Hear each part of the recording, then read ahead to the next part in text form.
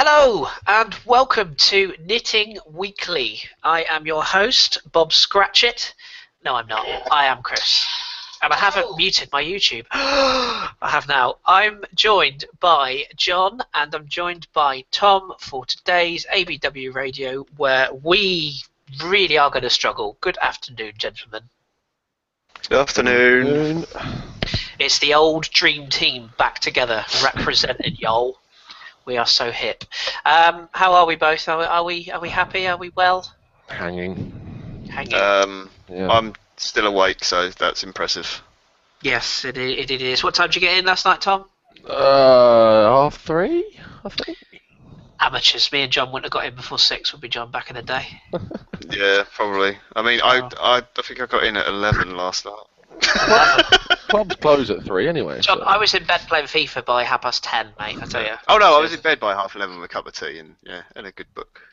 Cup of tea, sponsored by Mike Ashley. There you go. I say good book. It was razzle, but well, hey, we all need a good razzle at times. Hello, chat box. How the devil are you? You've probably noticed that we're slightly stalling because there's not a lot to talk about today, but I'm sure we'll find something. Firstly, apologies for being late. As you can probably tell from my mop, it's a bit wet in Plymouth, and I was racing to get home and got delayed and got soaked and had to change. And yeah, anyway, that's enough of my life. Right, let's talk about Arsenal, shall we? Lots of people are in very different moods, so let's get a feel for our panel and see where their moods are. Tom, let's start with you. What's your thoughts? I'm fine, really. I'm not massively bothered by it. I think just simply because it's going to be a replay, but the way people are acting, you'd imagine that we're going to play our full strength 11 in the replay, which isn't going to happen. We're going to give players a chance like we did today, probably even more so than we did today. But no, of course it's another fixture. It's more congestion, but I think that these players are conditioned and they're fit enough to play 2 matches a week. So I've not really got too much of an issue with it. At the end of the day, you just have to give credit to the whole goalkeeper. Fair point. Little gag before I come to you, John. If Arsenal get any more fixtures, I'm sure Boris will be on to Carl about charging them a congestion charge. Oh. Go on, John. What's your thoughts? I'm just annoyed. I'm not completely throwing my toys out the pram, but it was just. If I was a fan of that stadium today, I don't think I'd have the energy to boo. I would have fallen asleep at half time. It was so dull. It was like watching that weren't even like a training match. It was just lethargic. All right, we had a couple of half decent chances, and their keeper made 2 good saves. I think I can't remember, was it Dom or someone sent me a thing, and it was like 11 shots we had on target out of the 130 or whatever it was we had in the game. But two good saves. The rest was straight at the keeper. Just boring. We've got another game now that we didn't need. It'll probably come at the wrong time after horrible fixture like maybe the Spurs one or something. And yeah, I know we probably won't play our first 11, but we shouldn't need to play our first 11 to beat Hull. I mean, gee, it's Hull, really? That's John Welsh, the new lead supporters club member of Hull City. Yeah, they're lovely. I've been to their stadium. It's very nice there. I mean, Hull itself is a shithole. Sorry, I was going to say Hull. The stadium's nice. Yeah, Hull. The stadium's nice. Yeah. I didn't shoot. I only went there because the girlfriend at the time was at university there. But anyway, that's besides the point. So it was shit. I liked watching Iwobi. He was good. He was exciting. Welbeck was good. It was nice to see him get more time and get fitness. Everything else was shit. It rained. Overall, it rained a lot. It was boring. Robbie Savage made a good point in commentary, which was horrible. I can't believe that. No, he really did. We'll get to that later. That really upset me because I agreed with Robbie Savage. I don't like agreeing with Robbie Savage. So no, I don't like agreeing with Robbie Savage either. Okay, well, let's see what we can cobble together out of this then. See where we can go with this. So, the lineup then. First of all, Tom, any surprises for you? It was exactly what I thought. To be honest, the only thing I was a little bit surprised about was Cos and Mertesacker playing without, with Chambers, playing at centre back instead of full back. But then, given the fact we don't have any of the right backs, I suppose I shouldn't have been surprised. What did you think? Yeah, I completely agree. It was what I thought. I still agree with John in the point where I don't know why Czech can't play. I know we have to give Ospina time, and got to give him a chance. But at the end of the day, he's a goalkeeper, and they don't need resting, in my opinion. You could have put a fucking deck chair in goal today. Sorry. Exactly. So, but no, it was good. I think we gave people chances we needed to. Flamini's probably not going to get as much playing time now with Koch going back. Welbeck's good to see him playing. Joel Campbell, good to see him playing again after obviously he's been pushed out the side a bit by Ox and the like. So no, it was I was happy with it, and I don't think anyone played like other than Sanchez when he came on. He was a bit jaded in my opinion. I thought we played okay. The passing was fine. El Neni was good. His passing was conservative and concise, and he made intelligent play. He kept the ball. Honestly, I can't really complain too much about the team in general. John, you like a good whinge. Anything you want to complain about, or were you with Tom on this? Yeah, like lineup wise, it was pretty much what I expected. Disappointed that we had to play Koscielny and Mertesacker for the game, but I suppose that's down to injury. Oh, and the fact that we have Callum Chambers as a DM, a centre back, and a right back in the squad because we didn't replace Debussy. But anyway, I understand you need to rest Bellerin, fair enough, but make your mind up on what position a player is going to play. I would have liked to see Welbeck through the middle more than Walcott, to be perfectly honest, just because we're playing against a team that's got 3 at the back. Yeah, all right, 3 at the back, my arse. 10 at the back, so you're going to have someone who can hold it up a bit better. I didn't think Theo was that bad, but, Welbeck's better built for that. I don't know why Ospina plays. Don't get me wrong, we didn't need Czech today, but I don't get it. Why have you got to change your goalkeeper? Why does a goalkeeper need a rest? You don't do anything most of the game. Just, it really... The one time Ospina had to do anything, he shouted and Koscielny went, oh, fuck that, it's Ospina, I'm not letting him get the ball, and he headed it out, so even though Ospina called for it, that is real confidence. I don't think it's a case of goalkeepers needed a rest. I think it's more that they just like to play them. I mean, but it's such a new trend. Why'd you do it? I know. If you don't get in the team. Tough shit. He's going in the summer anyway. Who cares? Do you know when the new trend came in? What the new trend came in was because I think it was Real Madrid and Barcelona. Tom will tell you better, but started playing reserve keepers, and then all of a sudden, Premier League sides suddenly thought, "Oh shit, we'd better buy a really good backup goalkeeper who's almost first choice." And then the trouble is, when you do that, you can't justify not playing them. So you have to kind of give them some games. So I'm with you, John. I like the days of Rami Shaban and others that slip my mind, but players where you could just sort of bring them in and they know that they're a second choice, but they just sort of do their job. Vito Manoni. Yeah, or even I would probably have I wouldn't be against seeing a Matt Macy in games like this because it's where they get their straps. But anyway, that to do anything, would he? No, not really, and we'll come on to that in a second. Yeah, I mean, sorry, that's just the pet peeve anyway. That's not necessarily to do with the game. But no, the lineup was. I was like, yeah, it's okay. As for the Robbie Savage bit, the thing that he said, and it was more to do with half time, was why are you playing 2 holding midfielders at home against Hull, who are just going to sit behind the ball? And I was like, oh god, yeah. Robbie Savage made a good point. What horrible. Well, do you know what? I get that, and I was going to come on to that, but as soon as you brought it up now, let's address it now then, shall we? I think the reason that we do it is because, and it slightly annoys me that people say, why did we play 2 holding midfielders? We didn't play 2 holding midfielders. We played 1 holding midfielder with 1 in front and then the 3. There was at no point in that game were 2 back or defensively. I think it's the stigma that people, because some people have not watched much football. That was a bit mean of me. But because, and Issa Ahmed has just made this exact point, El Nene is not a holding midfielder. He's a box-to-box Ramsey type. No, I get that, but he wasn't... He's not really Ramsey type, is he? Because he didn't get in the box that much. Oh, he wasn't really pushing player, forward, and he's not an aggressive, forward-thinking player with the ball. I mean, he might have been before, and maybe he's been told not to do that in the game. I don't know, but his passes were very much square or backwards most of the game.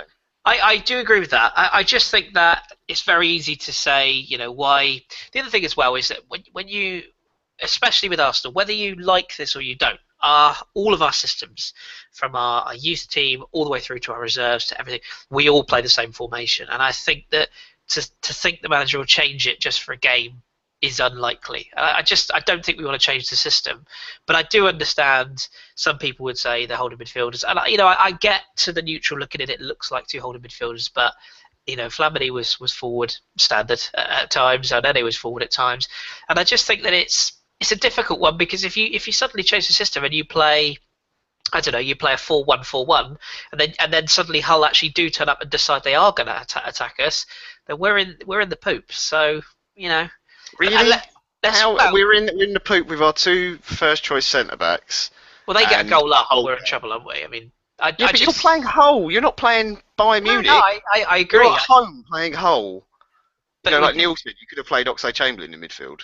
Yeah. Granted, he wasn't great when he came on, but it's someone a bit more forward thinking, isn't it? No. I also think he wanted to give El Nene a game, and he. I didn't have a problem with El Nene starting. It was fine. Yeah. That made sense to me because he needs time in a team, but that did annoy me. It's a toughie. It's a toughie. I take people's point. I do understand that it's a bit frustrating, but I was fine with it. Let's talk about the first incident, if you will, the penalty on 8 minutes that wasn't given.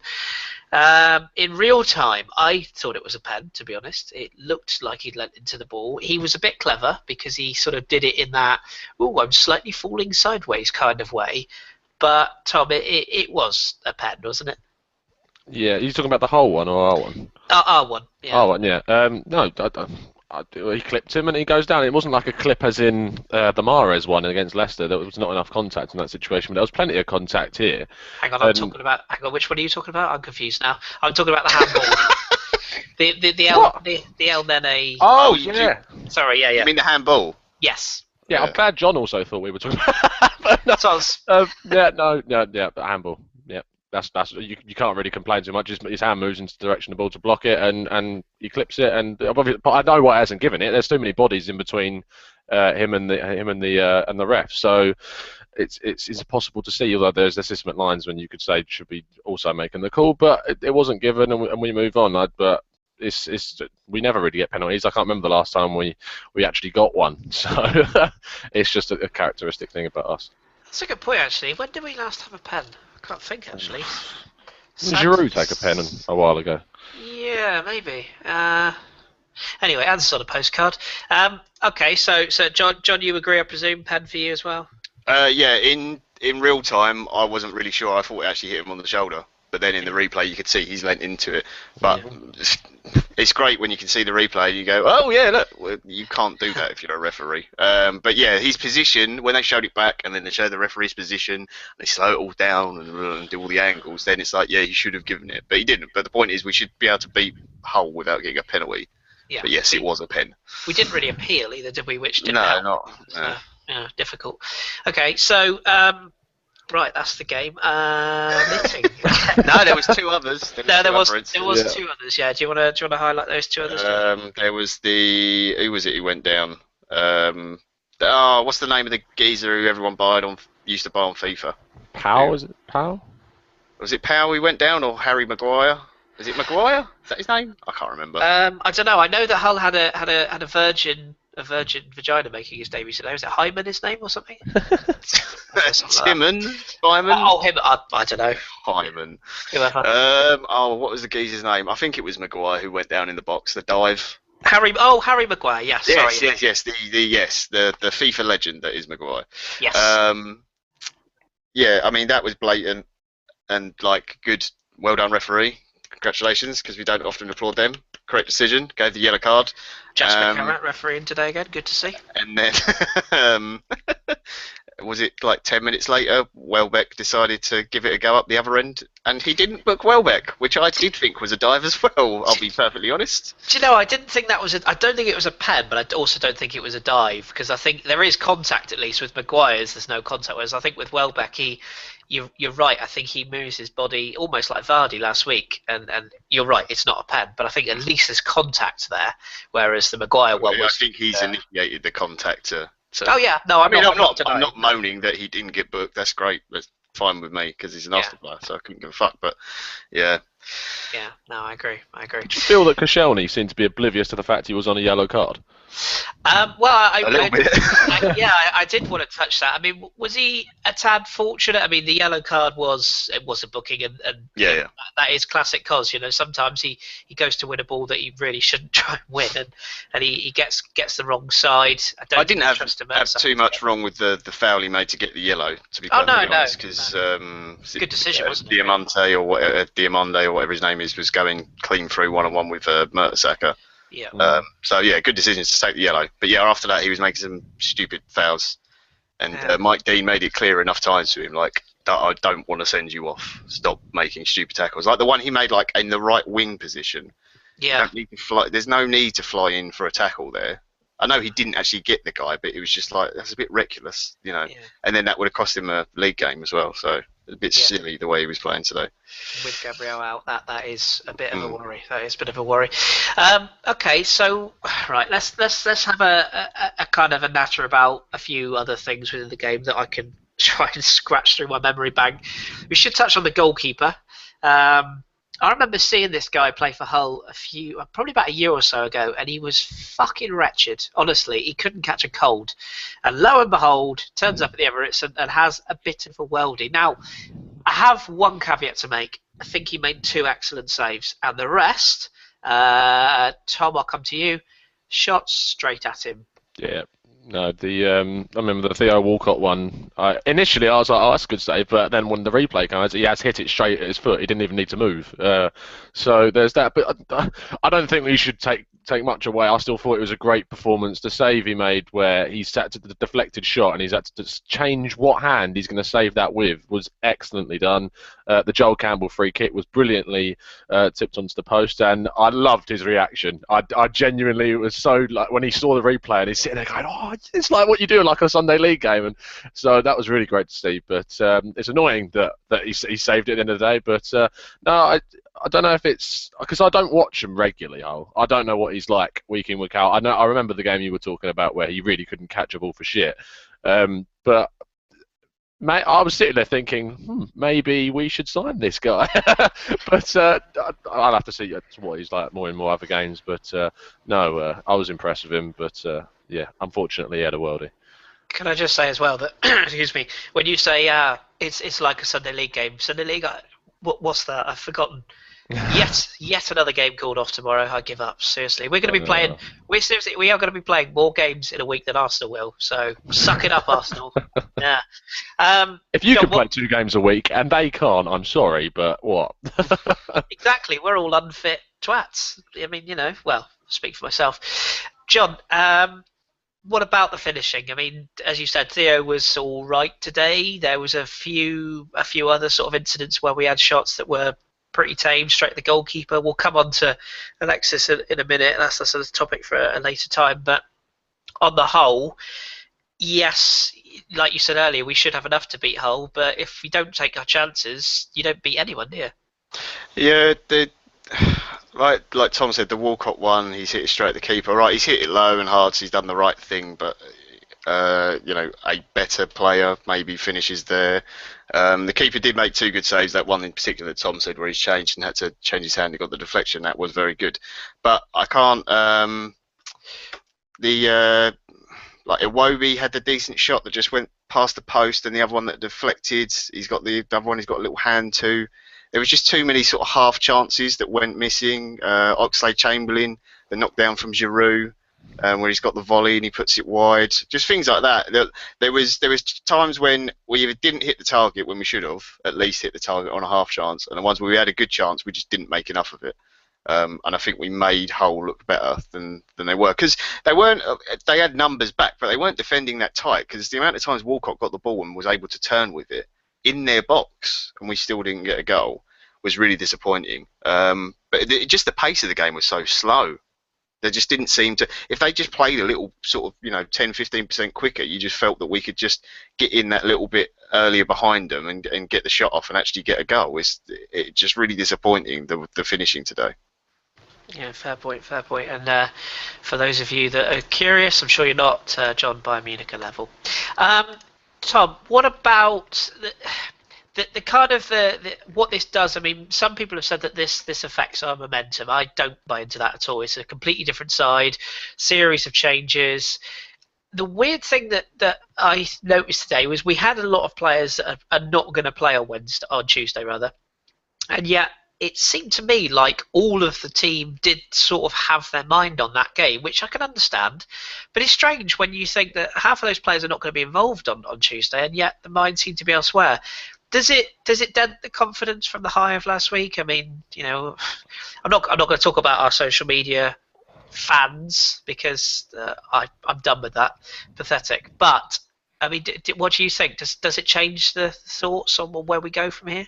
I don't think so. I think I admit that it did seem like we played with our mind on the game, and to be honest, I was watching the game with my mind still on the Barca game as well. So I don't think it's a confidence dent because we made so many changes. I think it was like 7-8 people were changed from the Leicester match who started, and then obviously Sanchez has come on, Giroud have come on, but I I'm not. I don't think it dents our confidence away just because of the starting lineup wasn't the same as Leicester. It wasn't. I thought Welbeck had a good game. You can see that his confidence is still up from the goal that he scored.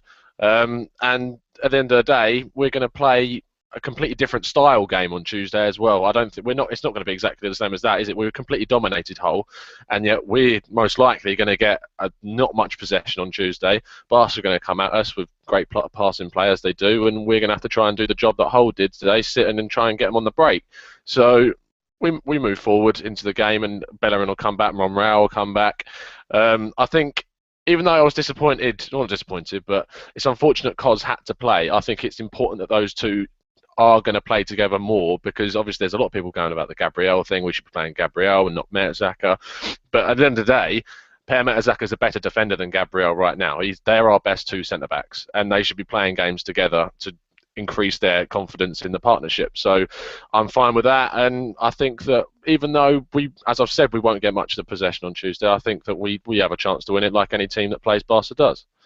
Yeah, I agree. We'll touch on that game in the wrap up before we go today. But it struck me as just one of those. I mean, it's one of those games. It's not an excuse, as John said. You should be beating Hull. In fairness, it's not disrespectful to say that. I think Hull probably would expect the same. But if you don't get an early goal, the longer the game goes, the harder it is to break teams down. I want to touch on the substitutions, John. Now, with this game coming up on Tuesday, I think probably the manager would have been a lot more happy to have not involved the likes of Alexis and Giroud in particular, and Oxlade-Chamberlain for that matter. But he did turn to them. It didn't really do a lot, did it? I thought Giroud looked bright. We'll touch on Alexis separately in a minute, but it wasn't ideal to have to use them, was it? No, not really. I mean, I think Welbeck was always going to come off in that game. He was only going to sort of play 60, 70 minutes. It was more about him. That game for him today was more about getting up to pace than anything else. So I assume one of them was going to come on. Giroud looked good. I'd rather that he didn't have to come on. Same as, Alexis. We'll talk about that in a minute. I was a little bit disappointed the way he came off, to be honest. I don't know whether he was tired. I thought he was quite bright in the game. I would like to see him stay on for a bit longer. I think he could have done the subs earlier, to be honest, because I think sending out the same team wasn't going to do anything. Maybe actually do something at half time, even if it's just one, even like bringing on Oxlade-Chamberlain, just a different threat. If you bring him on and in midfield, you've sort of got like 4 or 5 really running at the defence, then pulling Hull about a bit more maybe makes a difference. But yeah, I thought Giroud was good when he came on, but it's too much of, again, doing things too late, not starting quick enough in games, being too slow. It's just, again, more frustration. After we had the massive high of the Leicester game, I think it will actually knock the players a bit. Because they will go, we didn't win today in a game we should have won. That's another game, and we've got Barca coming up. And they should just be thinking about that game today and just get it done. Just be professional. Go out there, get an early goal or whatever, and even if you just win 1-0, don't care. It's fine. Just see the game out. Now you've got that's in the back of your head whilst you've got Barca and everything else, and you're thinking about the league and oh well, now we've got this extra game, and but Leicester have got time off, and Spurs and how they're doing, and Man City, will they come back into it? All that stuff starts playing the players' minds, and the fans as well. They'll get fed up with that. Well, you talk of fans, actually. However many were in there today. Was there about 24 people there today? I've got no idea. Cole's just popped up in the Yeah, I chat. just Who was saw there? that. Yeah, 40 empty seats around it. It is disappointing, isn't it? I understand that it's an FA Cup game, it's an early kick-off and all that, but, it does bug me when you hear about people moan about ticket prices, and I totally understand that. I'm not going to go into that debate again. It's been done to death.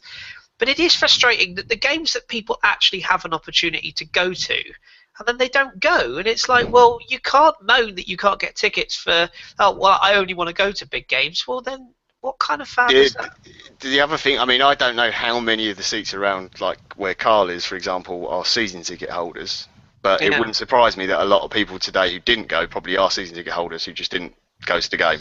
And then and they don't put their tickets up for trade or for sale and whatever else, because that happens all the time. Yeah. There's always plenty of seats for non-season ticket. Whenever I book to go for a match and you go and you select your seat and where you want to sit, there's plenty of seats where you can choose to sit. So it's disappointing. What annoyed me was how many people also left before it finished as well. I mean, how much of a hint was last week in that you can score at any time during the match, and yet people are leaving in the 90th minute when 4 minutes still to play? Honestly, I cannot understand it. And Kris, you hit the nail on the head about people weren't about ticket prices all the time, and people aren't going. And a lot of people go, the only way that we're going to change ticket prices is if no one goes. But at the end of the day, if it's a season ticket holder and whatever you make the point, then that season ticket's already bought. And anyone else who goes, like Carl and me, who buy tickets, and you guys when you go, we buy them whenever we do. But you can't moan about it if you're not going to go. It's just you put two and two together, don't you? Neil just said there were actually hundreds of tickets on the ticket exchange. Well, there you go.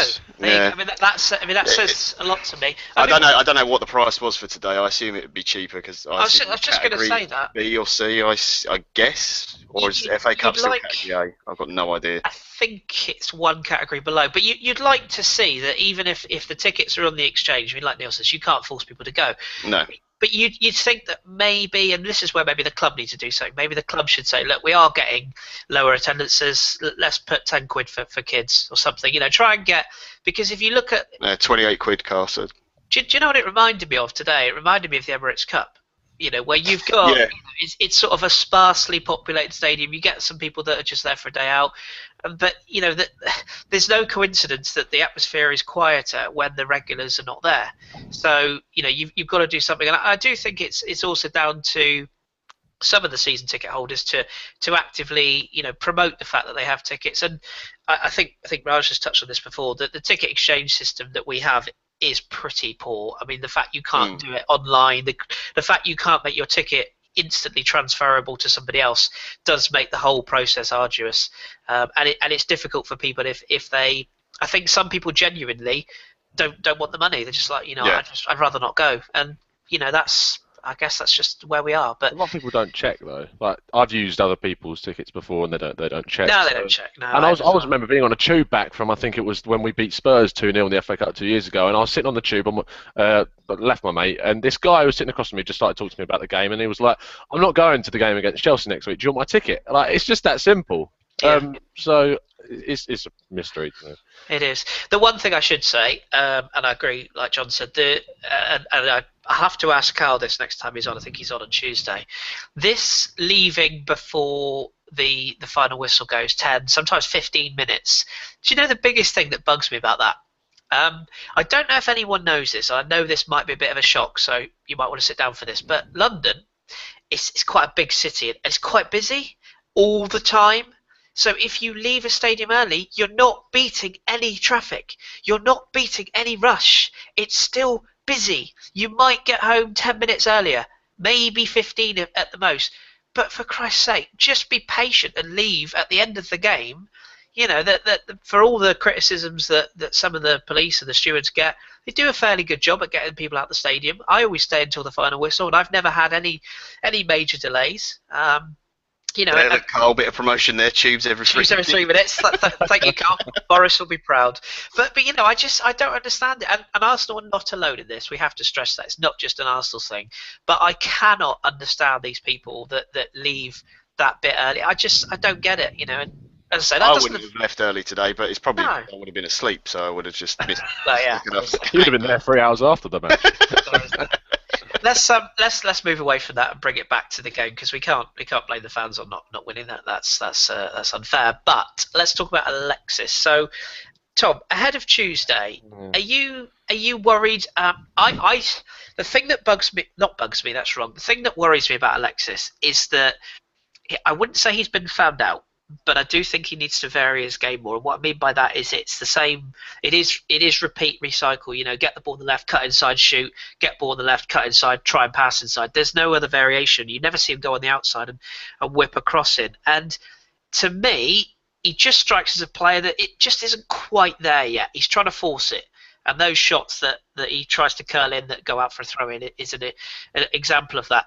Do you think a game like Tuesday is an opportunity? Is that one big opportunity to get himself back into form that we know that he's got? Yeah, I think it is, and I think he'll have a lot of joy, because even though we go on about Barca being the best team in the world and whatnot, I know from watching them every week that defensively they aren't perfect at all. Dani Alves is going to be up our left-hand side so much in that game, and Sanchez will have a lot of joy getting in behind him if we can hit him on the counter.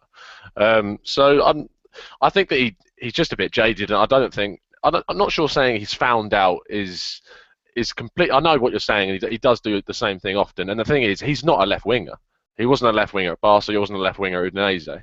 He's a right winger, and we play him on the left because he has had joy on that side. You look at the games when he's played against Leicester and Aston Villa in the final, and he's done really well. But that's why, in terms of, and it's awful bringing up transfers right now, but I'd rather see someone come in who can play on that left and moves Alexis back over to his natural right-sided position.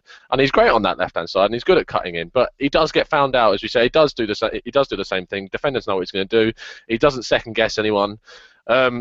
His left foot's not that great either, so that's why he's always found himself cutting inside. But I think Tuesday is definitely an opportunity for him to cut back in. I think when we're getting that replay, he should probably play in that replay, because the thing is, you can't play yourself into form unless you're playing matches. So for me, it's just another game where he has another chance to try and score and try and get more game time. John, a worry for you, or you just think it's one of those, rust? I mean, let's not forget he probably got himself back earlier than he maybe should have with the hamstring. He hasn't had a consistent run of games or indeed form. So is it just one of those sort of rusty periods? I hope so. It's worrying because I don't think he's been great when he's played this season at all, really. For the majority of the games that he's played in, he is becoming very one-dimensional. Like you said, it is cut inside and try and have a shot. And if the option's not there, you fake the shot, go a little bit further inside, fake the shot, go a little bit further inside. If the shot's not there, then you lay a pass off. And the pass is oftentimes overhit. In current form, he probably shouldn't play on Tuesday, which is a really terrifying thing to say. You would think he's the sort of that name. It's like, oh well, he should be on the team sheet first. But in his form right now, he shouldn't be in the squad. Really, he shouldn't be starting the game. I can't remember who was it in the chat. Someone in the chat actually said, was it? Yeah, I think it was Neil said he shouldn't play. Yeah, I know Neil said as well, but someone else in the chat box was saying about if Alexis, everything Rude was saying, if Alexis wasn't who he was, he'd be benched right now. Welbeck and Campbell were currently in better form, which is true. If he wasn't Alexis Sanchez and he was some other player just with a different name, he wouldn't be starting the games really, which is bizarre to say. When you consider the things you've seen him do in an Arsenal shirt, I'm a little bit worried about it. I'll be honest, because there was, even when he was at Barca, like Tom said, he was playing on the right, so it was different, and it's a slightly different system. But Guardiola used to visibly get annoyed with him at times for some of the things he did in games, and it's weird because he's such an individual player, and we play such a team-orientated game, and the way we score goals, if you put it like that, it doesn't really make sense why he's in the team. don't get me, I'm not saying I wouldn't have him because he's a brilliant player and I love watching him play football. And when he's on it, he's amazing and you can't stop him. But realistically, he doesn't really fit our style of play, which sounds really stupid. It sounds weird to say, but he doesn't because he is such an individual. Is it, Tom?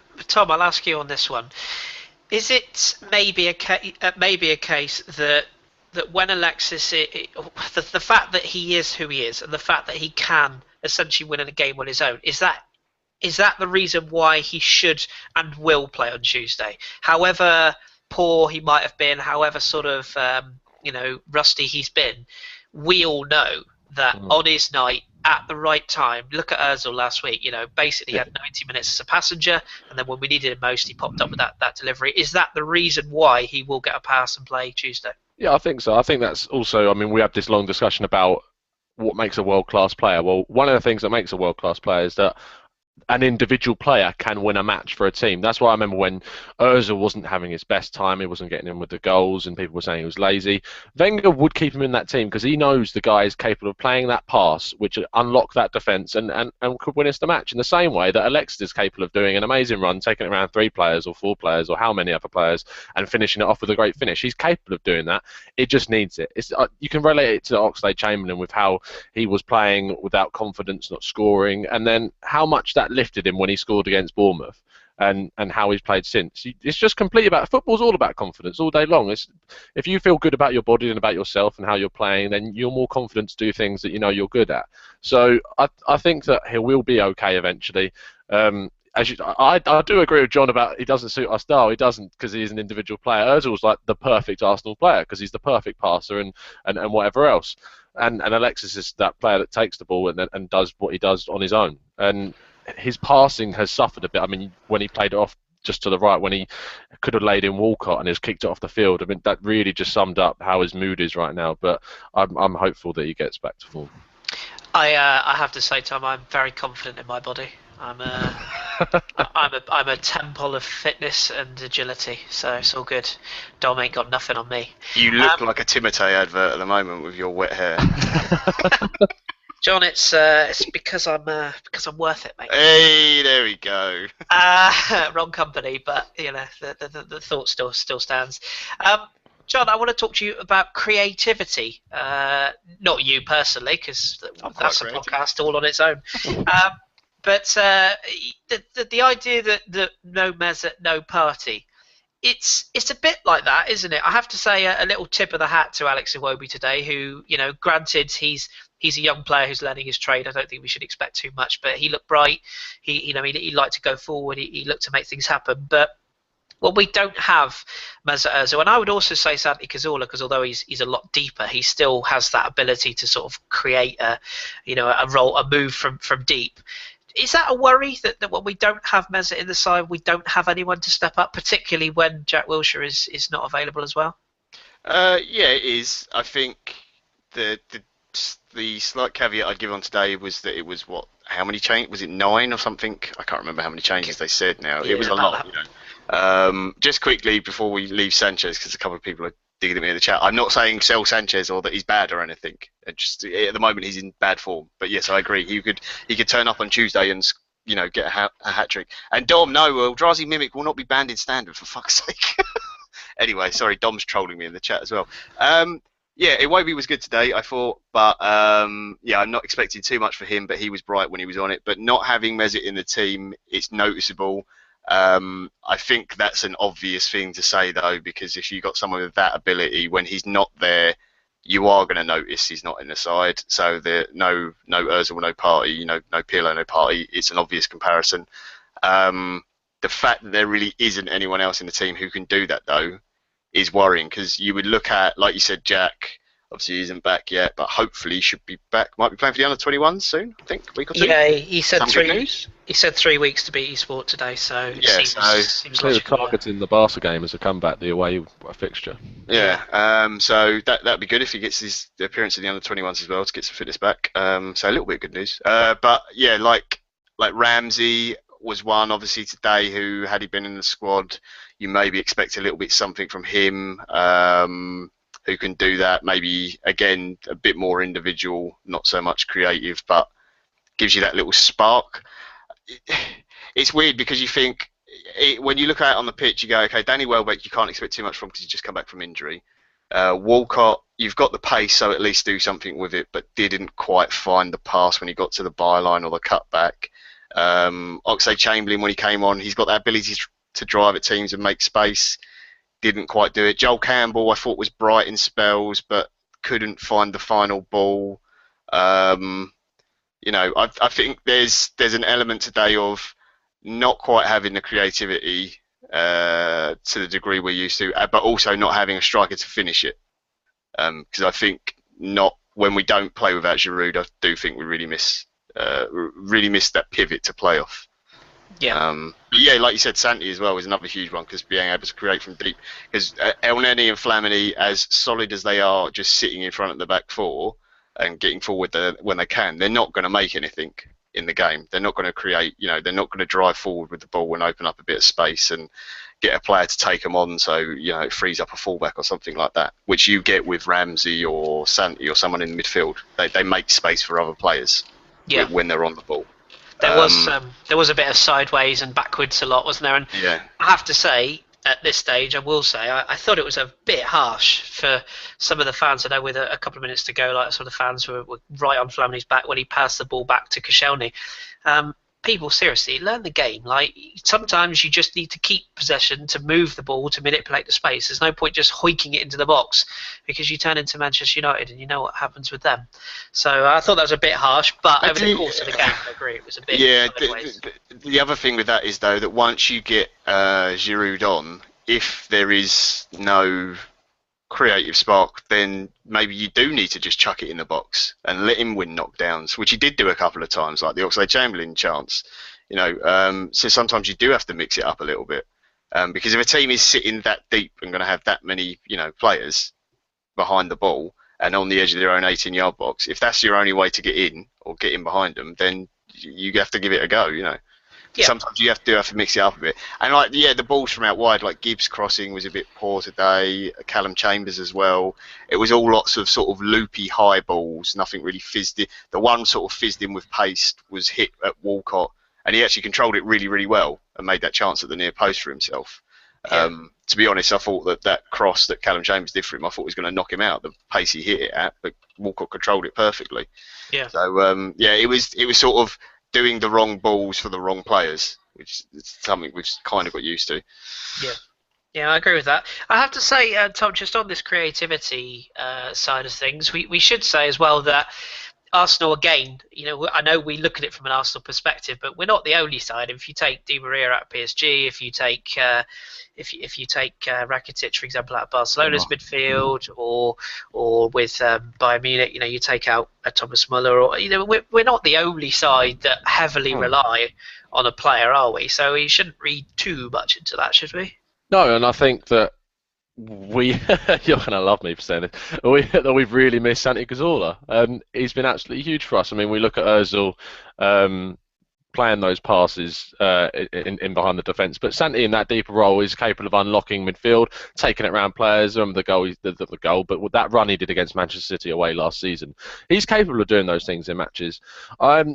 I really want to see Ramsey back out on the wide right at the moment. I think that, and the only way that's going to happen is probably by playing El Neni next to Koch at the moment, because I'm not a fan of playing Koch and Flamini. I think we're too defensive. We sit back too much when that happens.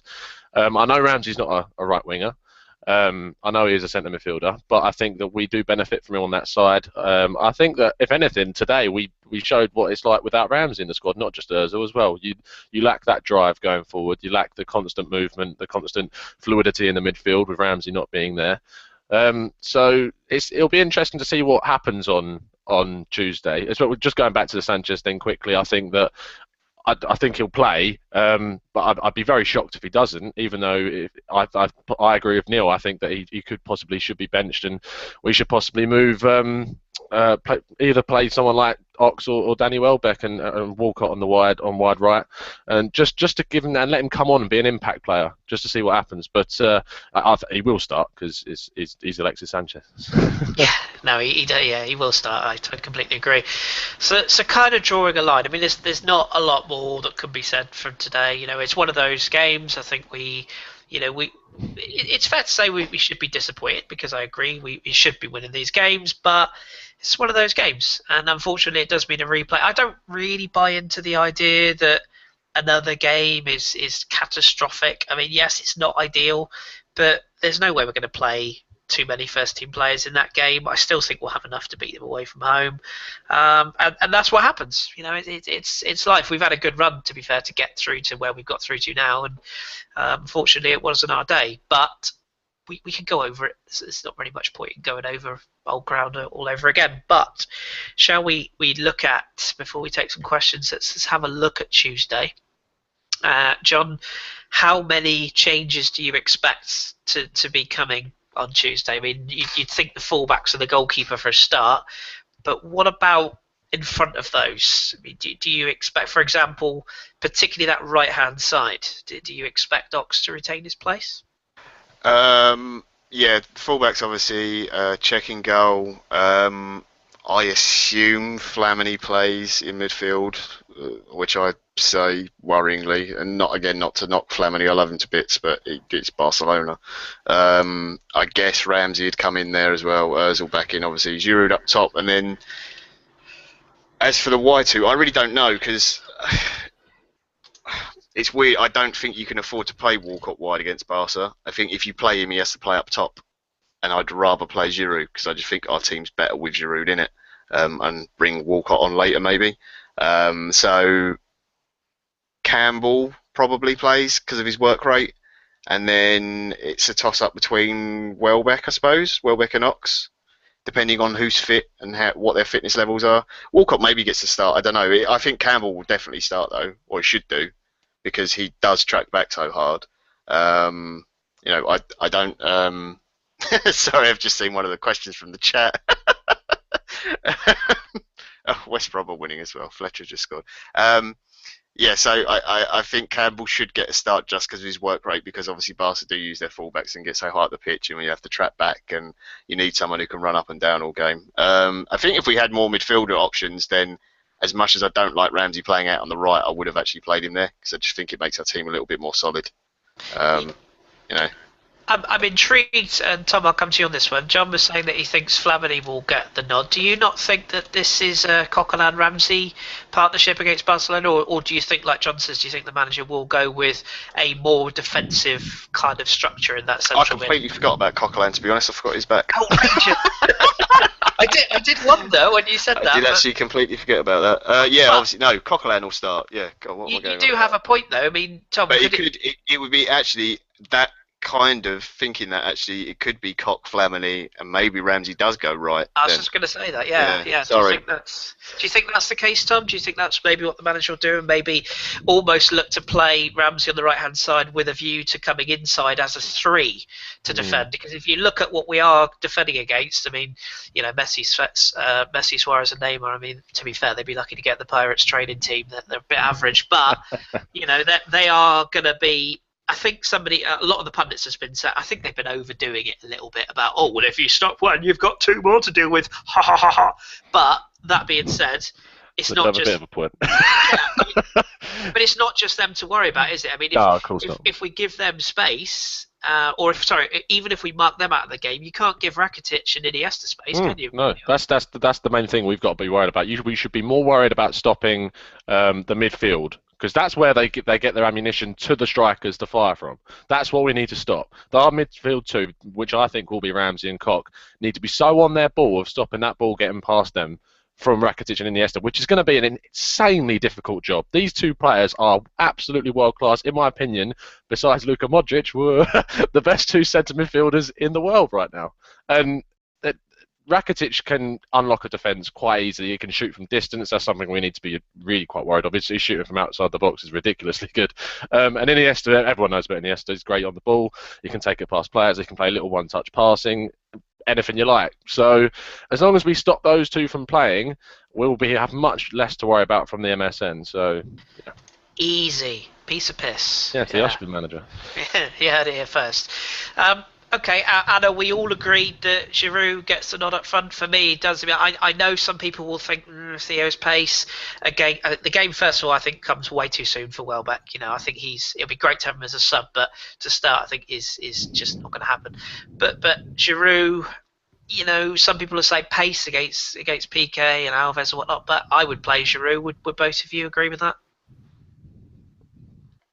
Sorry, what? Yeah. John, get your head in the game, for Christ's sake. Yeah. Giroud, we all agreed that he would be the one. I'd definitely sleep with him. What? Was that not the question? Sorry? Oh, sorry. Football. Wouldn't we all? Yes. Haven't we all? I mean... Oh, he's beautiful, man. No, he definitely starts. Starts against Barca for me. I think we play our best football when he's in the team. I think he's extremely underrated, and people that knocked him when he doesn't score goals, just that nod down for Walcott for that goal against Leicester, that is a thing of beauty. That is as good as any assist.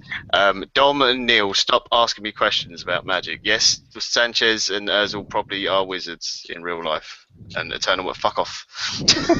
You pair. I'm getting trolled by fellow ABW people. It's so rude. Trying to be a professional here. Such a pair of on that Giroud point, I think Andrew tweeted out an absolutely brilliant thing earlier, and he made the point that people moan that Ozil would have so many more assists if we have a better striker. How many assists would Giroud have if we could have people that finish? It's ridiculous. He set so many people up. That's a good point, as you say, and I think, do you know what was really frustrating about today, actually? One of the weirdest times. Is it me that just notices that we almost set the wrong player up for the wrong type of chance? And what I mean by that is if you look at the moment when Giroud went up and won the header and almost set himself up, and you thought to yourself, Christ, if that was Theo Walcott, he would never have won the header. But that moment where all you needed was somebody with pace to sprint into that gap and finish, and Giroud obviously knew he didn't have the pace, so he cut inside and his shot got blocked. And I just thought to myself, we always seem to set up the wrong player for the wrong situation. Now, a really tall, fast player. Oh, what Dortmund player is that remind me of? No idea. But yeah, it is tough. But, whatever will be on Tuesday. We shall see. I've gone with 2-2. That's what I went with, the old Desmond. I know people are laughing. Well, laugh away, because when I'm right, I shall mock all of you. Anyway, let's do some questions, shall we? Because I'm sure people have got things to do with their lives. So, first question from James Kerr. John, you liked this one, so I'll ask you. James simply wants to know, why is Mike Dean such a cunt? Oh, it's a tough question. He was probably abused as a child. I don't know. I was expecting more laughter then. Why is no one laughing at child abuse? Is that not funny? No? Well, is that not amusing? Oh, okay. If they're Spurs children, then yeah, I think it's... Yeah, it's probably just because he's a Spurs fan. Is he a Spurs... I don't know. They always say he's a Spurs fan. He was a Man United fan, wasn't he? Oh, I don't know. They always say he's a Spurs or a Man United fan. I thought he got the... Yes, we should have had a penalty, but I actually thought he was quite good today. I'll be nice about him because he booked Harry Maguire or whatever his name is from One Direction. The geezer who dived in a box. I don't know his name. That bloke. He got a few things right. He got a few things wrong. But he is because he's a referee, so they're all cunts. Yeah, fair point.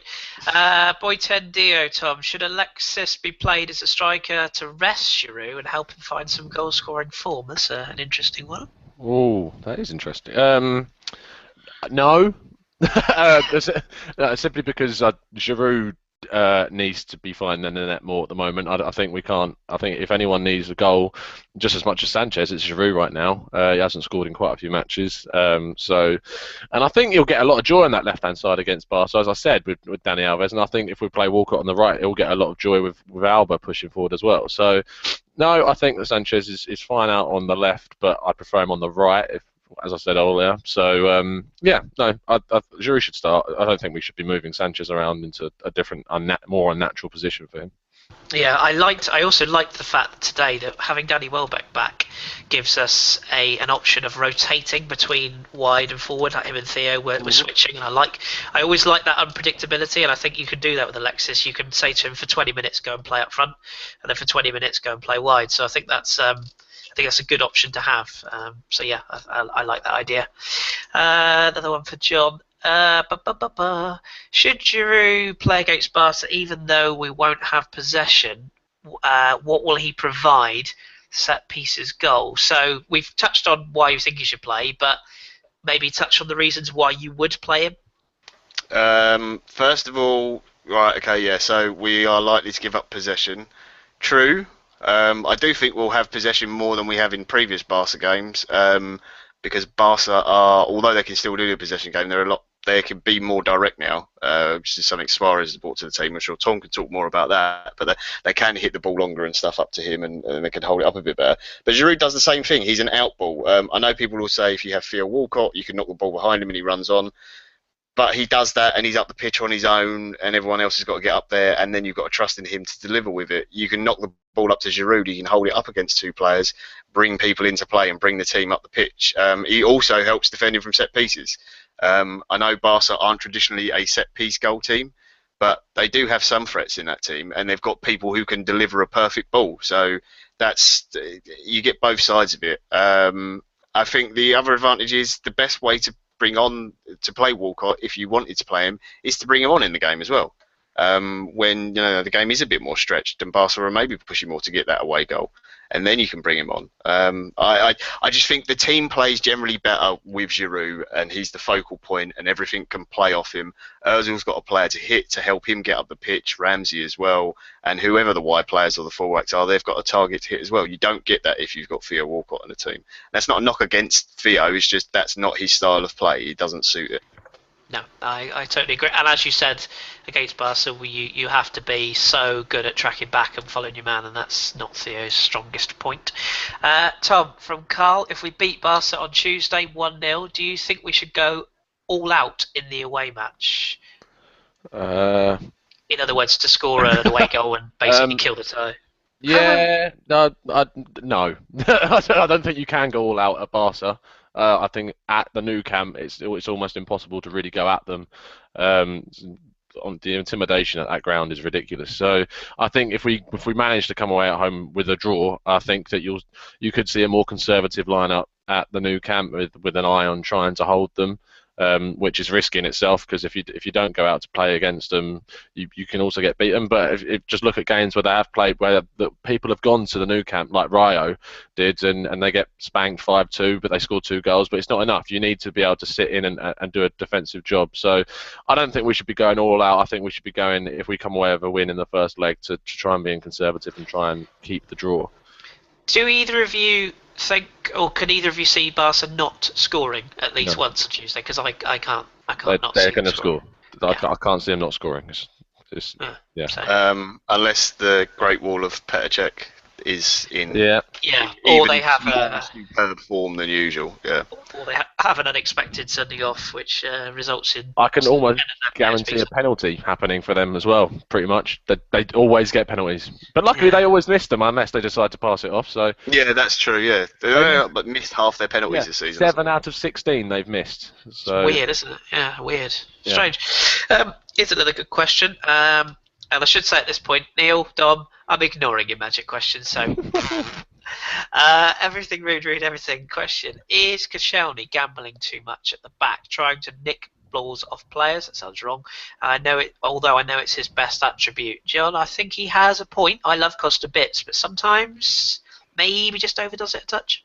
Yeah, a little bit. I think he's got this habit of coming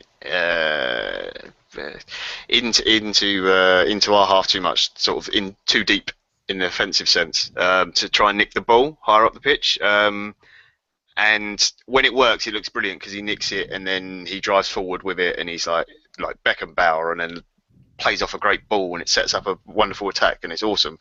But then when he fucks it up, it's shit. Our defence is a complete mess because our fullbacks are like further up than our wingers, and Mertesacker standing there going, what? And there's like a couple of speedy strikers up front going, oh, fucking hell, I fancy this a bit.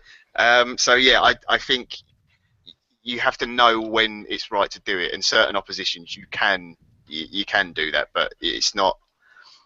There's times when you don't do it, and I think today he was a little bit reckless in his challenges. He sometimes loses his head a little bit. It's weird, and it doesn't. it's strange because normally it doesn't happen so much with Mertesacker because Mertesacker sort of calms him down. I can see it when he's playing with Gabriel. There's less of that influence. Maybe if Cech is in goal, he shouts at him a bit and says, "Don't do that." You know. It's that desire to win the ball back that he almost goes too far over the edge with, isn't it? I think you can also perhaps say a little bit of that is the fact that Coquelin's not playing, and when Flamini plays, although he does his job fine, he doesn't push to get the ball. He waits to get it, whereas Coquelin will charge forward and try and win it higher up the pitch. So Koscielny doesn't have that need to go and get the ball and attack it in the way he does. Agree.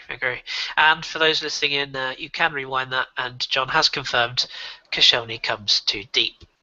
Anyway, let's have another quick question, and then we'll wrap things up with a little bit from Tom. More on that in a second. So, final question then.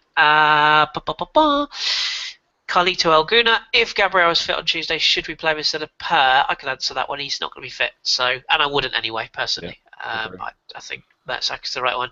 Tom, you can have the final question just for a giggle from Neil. Giroud is excellent at holding the ball up and laying it off, whereas Ramsey is fantastic at breaking into the box and finding space. The question is, who is the best looking? Now, he's asked me to ask John, but I'm going to troll Neil back and ask you instead, Tom. The missus said Ramsey is, but I'd say Giroud is. See, I'm more of a Nacho Monreal man myself. I like my men rough. Peter Crouch. Oh, midget Peter Crouch. Yeah, Sure. yeah, absolutely. Yeah, I like a bit of rough. I will answer Neil's question because he did ask it twice. I'll say Giroud. Ramsey would win it if only for the fact that his accent isn't Welsh enough for me. It's a little. It's not. It's too calm. If he was more Welsh, if he was Jason Davies levels of Welshness, a little bit more crazy when he talks, that would tip it over the edge and he'd beat Giroud. Because I think that's just Jason Davies. I did the voice. I like the Welsh accent. It does it for me. I don't know what you're talking about. I don't understand it. I don't get it. I don't get it at all. I think you're talking bollocks. Luckily, anyway. Catherine Jenkins doesn't sound like Kris. No, that's fair. Yeah, it wouldn't really. Yeah, we'll not go there. Okay, before we go, Tom. Some people in the chat might be aware that we do another podcast. Cheap plug. So yeah, if you want to listen to me and John and Tom talk about more stuff, then listen to the Football Hipsters podcast. But Andrew, of course, and Ross, and Danny, and Simon, and everybody else. Anyway, the fact that you look after our La Liga section on our other podcast, Tom, means that you have a lot of experience at Barca and watching them. Now, everybody knows the obvious about Barca, but as we leave our beautiful viewers today, I want you maybe just to give us a little bit of your insight. Maybe ways that you think we can get at them, and maybe a few things that people might not have or might have missed as we build up to this game and what we can expect from Barca. Well, the first thing you've got to say that the biggest problem in that team for us isn't Messi. It's getting past to score. It's going to be Sergio Busquets because he's the best holding midfielder in the world, and getting past him is going to be the biggest job we've got to try and score.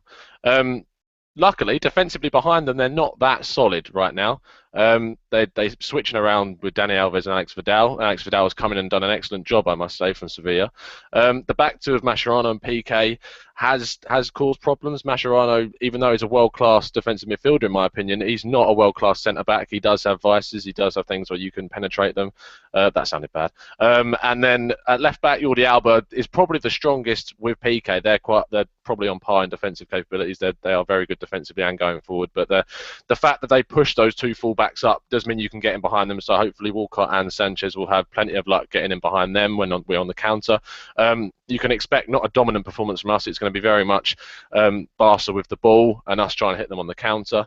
If we're going to score, it better not be early on because you don't want to anger them. If you score early on, they normally go all out and really try and go at you. So the game we played at Barca's pace, which will be fast, concise passing in and out, we need to be on our ball. It's also another reason why I prefer Mertesacker to start over Gabriel, because his judgment in ball making and his awareness on the pitch means that he is good at intercepting. We'll be sitting far back, so we won't really need to worry about them with Per going too far up and playing a high line. We'll be sitting further back, so the pace shouldn't be too much of an issue in my mind. Petr Cech will have a busy day all day long. You're going to expect loads of shots from them coming in. You're going to expect Messi probably taking it round most of our team all match. Neymar's going to pull out some fancy skills. Suarez was probably going to finish, and they'll probably miss a penalty. Very good. And interesting, they haven't rested too many players today.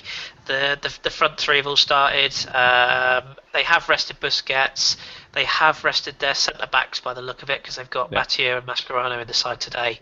But they still look pretty strong. One other question I want to ask you, actually, just quickly. Go for it. The goalkeeping situation, will it be Marc-Andre ter Stegen? Because for me, he's a lot more flappy than Claudio Bravo is. So is that an area we can exploit? It will be. It should be ter Stegen. They have a policy of swapping the goalkeepers, which is John's favourite thing in the world. So, no, it's quite funny. It's just a little quick story. The Club World Cup final, ter Stegen got very angry when he wasn't played in that, because he was told that he got all the cup matches, be that European or Copa del Rey. So you can definitely expect him. And yeah, he's more flappy, but he can make better reflex saves than Bravo can, in my opinion. I think he's not as good as Bravo. I think Bravo's a world-class goalkeeper at the moment, but ter Stegen can pull off, as you saw in the game against Bayern Munich in the Champions League last season, with that save that was fucking amazing from Muller's volley, that he can pull off some wonderful saves. Yeah, he reminds me a lot of Kevin Trapp at PSG, who, he can do things that are fantastic, and then he can drop one in his own net. And very German goalkeeper. Yeah, I was going to say, there you go, very, very German. So interesting. Okay. Just before we go, just the last bit on Barca, you're forgetting two things. One is Agent Vermaelen. Of course. Obviously, we took for a long time to get him in there, get him implanted, but he's finally in there. So he will hopefully, obviously, kill some of their players. Not kill them, literally, but, maybe a little bit kill them. Whilst they're having a kickabout tomorrow or something, just for fun. And then get to play and, have a horrible game and charge up the pitch like we know he likes to do. And you're also forgetting that Neymar's got to play against Bellerin, which will be amazing. Because with Bellerin at some point, he'll probably get roasted a couple of times, and then Bellerin's going to absolutely do him. Neymar will fall on the floor whinging, and then he's going to nutmeg Jordi Alba and run 80 yards up the pitch and score an absolute banger. Yeah. What I will say is this is what the Champions League for. I don't want to play a shitty team like Midtjylland and lose to them. I want to be playing against Barcelona. Have I even heard of that team that Man United lost to? Was it Matalan? Somebody put at Southampton. Somebody put out a brilliant tweet the other day, and they said that Man United have just lost to a crossword. Was it? Oh, I can't remember the bloody tweet now. A town that was formed after a biscuit factory or something. It wasn't that, but that's equally good. Somebody said something like they've just lost to a crossword answer in a Sudoku puzzle. Apologies to anyone in the chat who is from there, by the way. Yeah, of course, yeah. But no, fair play. As you say, Tom, these are the games that we live for, and of course, all those fans that weren't there today, I'm sure they'll turn up on Tuesday. And if you are going to the game, and I know a lot of people that we speak to on here are. Make some noise, for fuck's sake. It's always, to be fair, it's always noisy on Champions League. It is. But what I mean by that, John, is if it goes badly, early on, and it could. I think back to the Man United semi-final. That ground was dead after 10 minutes. Don't give up on them. Just support them, and just keep cheering. Be loud, be vocal, be supportive, be behind the side, and whatever happens, just give the sides some support. Because whinging and bitching after 10 minutes, it ain't going to help. In fact, it's only going to make things worse. So just get behind the boys. That's all I would say as a rallying cry. I hope Vermaelen bites Suarez. That would be quite funny, wouldn't it? Coquelin can put one on biscuits as well. That'd be nice. That might be a good duel, that, actually. I'm looking forward to that. But yeah, this is what we're here for. We will be back on Tuesday after the game. John, you'll be back with me, as will Carl. And if Danny can be bothered to get out of bed, he will be here as well. Yeah, sorry, folks. I'm back on Tuesday, so that's normally a bad omen. Yes, and Tom will be looking after the away leg for us. So we'll be chewing the fat on the game in midweek, and let's hope we get a good result. A couple of quick plugs. Mr. Five did a sensational job hosting the pod on Thursday, so do give that a listen if you haven't already. Very, very good, very entertaining. Also, has Jeff got any blogs out at the moment? I don't know if Jeff has, actually. I'm going to look that up. There's a very good new analytics on Smartetta. Yes. Worth checking it out. Our very own Mr. Hulliford knows the chap who runs that, I think. I think he knows him, doesn't he? Yeah. Indeed. Our last blog was actually by Simon Collins. It was about Peter Cech back on the 11th of February, but it's still very much worth a read, so please do give that a look. I think that's pretty much it for plugs. I've plugged the podcast we do. Happy days. One final thing I'll leave our audience on. I'm not a big Stoke City fan, I must confess, but I want to send best wishes to Andy Wilkinson, who was forced to retire from the game yesterday at the age of 31 due to concussion, which he received in a game well over a year ago. And although Stoke are a bit of an odious bunch, they actually gave him a new contract in basically to make sure that he could get treatment while he was out injured, even though they knew there was a good chance he wouldn't come back. So I think in a game that we all love and we all respect, I think to lose a player due to concussion really is quite illuminating when you think about it. So, and it was such an innocuous challenge. I think it just highlights the need for more research into that subject. So get well soon, Andy Wilkinson. I will just leave it on that note. But on that note, thank you ever so much to all the people in the chat room. We've seen some of our regulars there: Neil, Dom, Kelly, Trafalgar, Stefan, Trugoon, everything reviewed, everything. He's always here, bless his heart. Loads of people. So thank you all very much for joining us. We appreciate it. Thank you, John. Thank you, Tom, for somehow managing to get a show out of this today. So thank you to you both. Thank you. No worries. And Rams have just equalised at PSG, and Kevin Trapp's made an awful error at Standard. So that has been AVW Radio. Thank you very much for joining us, and we will speak to you after we massacre Barcelona on Tuesday. Keep it Arsenal, and we will speak to you very soon.